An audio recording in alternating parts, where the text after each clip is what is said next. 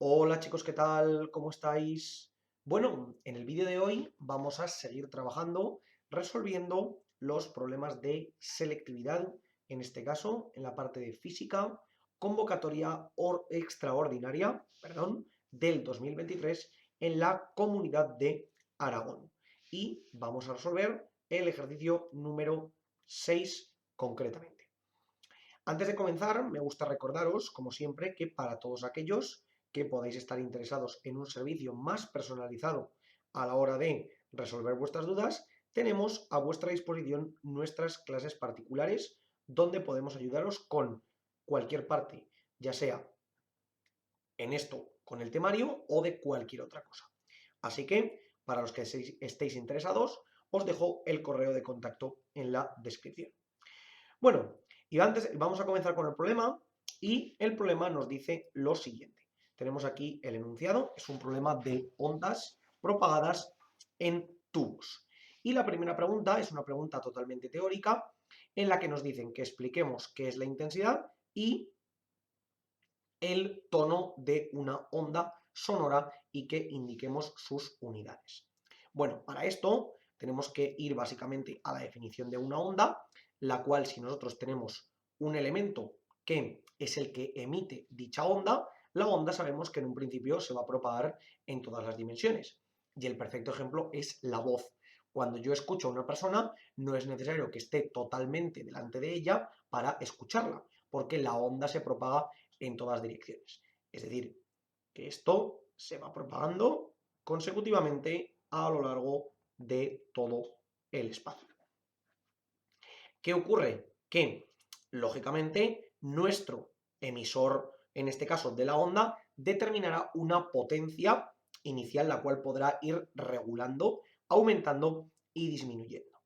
Por tanto, la intensidad de esa onda básicamente es la relación que existe entre la potencia que emite el foco emisor y la superficie sobre la que se distribuye dicha onda. Es decir, que la intensidad, en este caso de onda, se representa como la potencia por unidad de superficie. Y lógicamente las unidades, en este caso, de la intensidad serán vatios por metro cuadrado.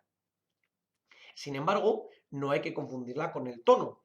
El tono, básicamente, lo que nos muestra es lo agudo o grave que es un sonido. O lo que es lo mismo, como de alta o como de baja es la frecuencia que nosotros tenemos para una onda en concreto en un momento puntual. Entonces, generalmente, ese tono que nosotros conocemos, ¿vale? El tono sería equivalente a la frecuencia y, por tanto, como ya sabemos, la frecuencia se mide en hercios o en segundos a la menos 1.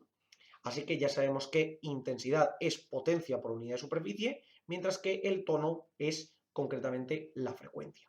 Intensidad medida en vatios por metro cuadrado y tono medido en hercios. Una vez tenemos esto, vamos a borrar por aquí para hacer un poquito de espacio para resolver el segundo apartado, que este sí que ya es un apartado práctico. Nos dicen, se desea construir un instrumento de viento cuya frecuencia fundamental sea 174,6 hercios. Y nos dicen, si se comporta como un tubo con un extremo cerrado y uno abierto, ¿cuál debe ser la longitud? Dibuja el tubo y la onda estacionaria en el interior, suponiendo que la velocidad del sonido son 340 metros por segundo. Es decir, básicamente nos preguntan que teniendo una frecuencia de 174,6 hercios, es decir, que la frecuencia son 174,6 hercios y sabiendo lógicamente que la velocidad del sonido son 340 metros por segundo, tenemos que determinar cuál va a ser la longitud del tubo y lógicamente dibujarlo. Lo primero, tenemos que recordar que en una onda siempre se cumple que la velocidad de propagación de la onda es igual a la frecuencia por la longitud de onda, precisamente de esa onda.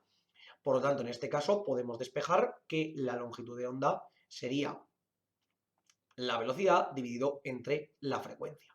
Hay que recordar que en este caso la frecuencia es la fundamental, es decir, el primer armónico que vamos a tener, ese armónico de n igual a 0 o n igual a 1, según lo expongamos, y sería aquí un 0 y por supuesto aquí un 0, ¿de acuerdo? Es decir, esa frecuencia fundamental.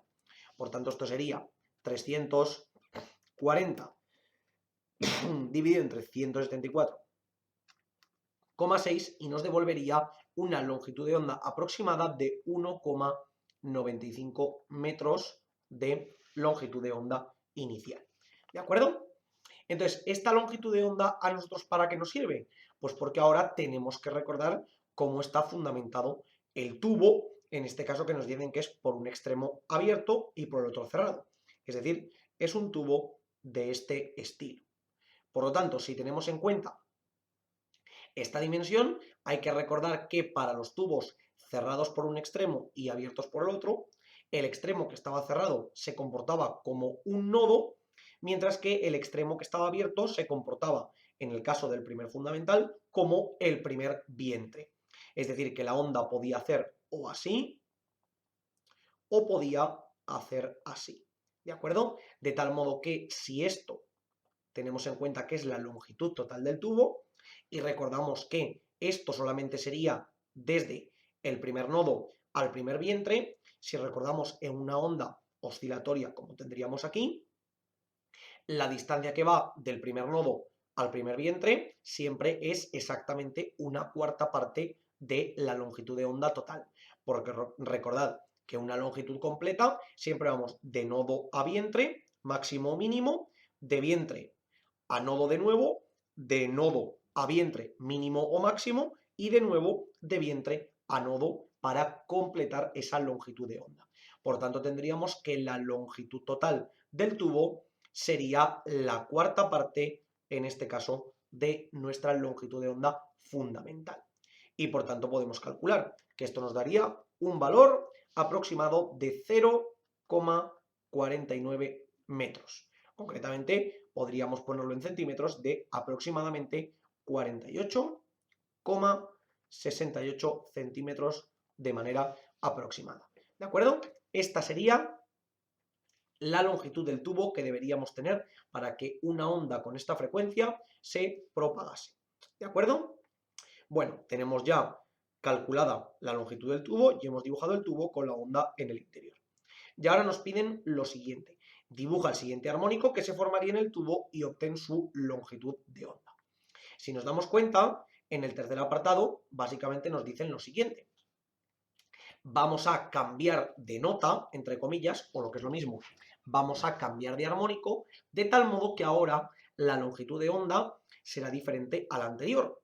Pero lo que sí que se mantendrá constante será tanto la velocidad que tendremos para el aire como la propia longitud del tubo. Es decir, el tubo es exactamente el mismo que teníamos antes, ¿vale? Si lo dibujamos por aquí, el tubo es exactamente el mismo que antes.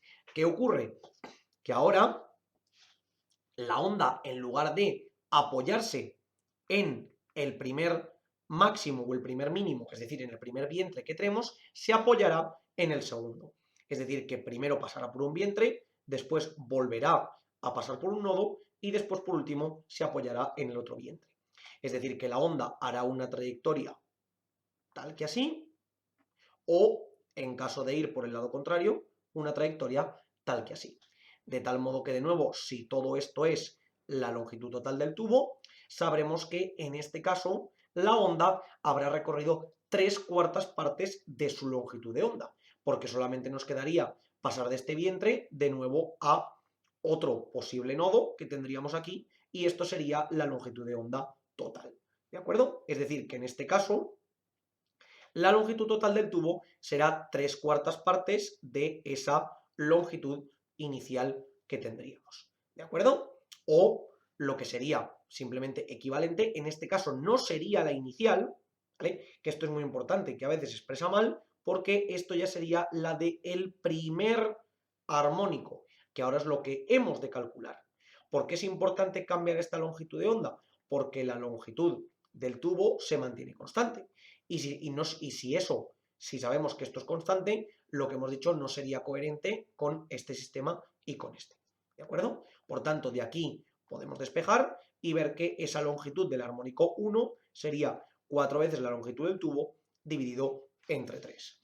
Por tanto, el valor que teníamos antes lo multiplicaremos por 4 y lo dividiremos entre 3 y nos devolverá de manera aproximada 0,65 metros o más o menos 64,91 centímetros, en este caso de longitud de onda para el primer armónico.